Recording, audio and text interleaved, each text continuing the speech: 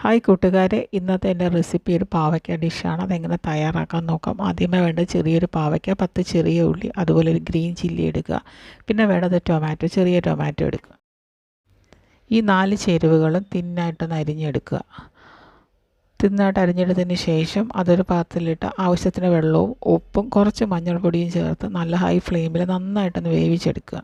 പിന്നെ ഗ്രേവി തയ്യാറാക്കാനായിട്ട് 2 table spoon തേങ്ങ, അതുപോലെ 1 teaspoon red chilli powder, 1 teaspoon മല്ലിപ്പൊടി, കുറച്ച് മഞ്ഞൾപ്പൊടിയും ചേർത്ത് നന്നായിട്ടൊന്ന് പേസ്റ്റ് പോലെ അരച്ചെടുത്ത ശേഷം ഈ കൂട്ടിലേക്ക് ചേർത്ത് കൊടുത്ത് നല്ലോണം ഒന്ന് ബോയിൽ ചെയ്തെടുക്കുക.